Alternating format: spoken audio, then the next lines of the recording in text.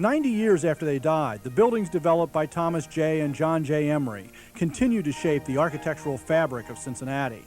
Following their immigrant father's lead, the second generation of Emerys not only developed the family lard oil business, but poured themselves into his first love, real estate.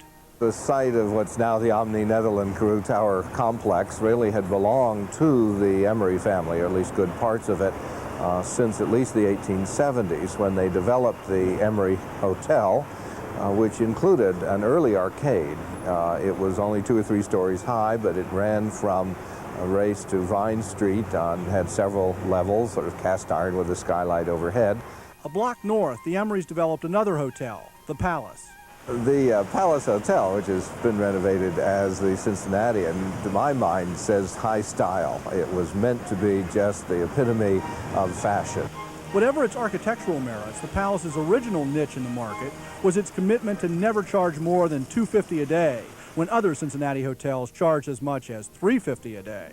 And on the fringes of the downtown's commercial core, in buildings like the Brittany, Saxony, Norfolk, the Emerys introduced Cincinnatians to a new way of living. They usually called it flats, and often French flats.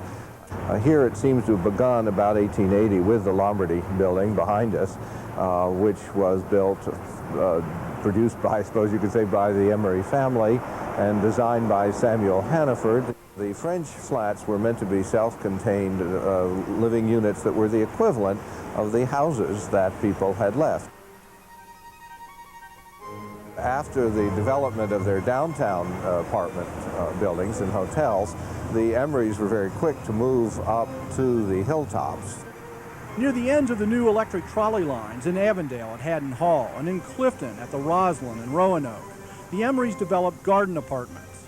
They were always a jump ahead. They had recognition of the importance of light and air, and they were willing to sacrifice space for open courtyards and not fill the whole footprint of the lot. Besides building buildings, the Emerys also built up the charitable and artistic infrastructure of Cincinnati. They donated land in Mount Auburn to move the hospital for children to the fresh air of the hilltops.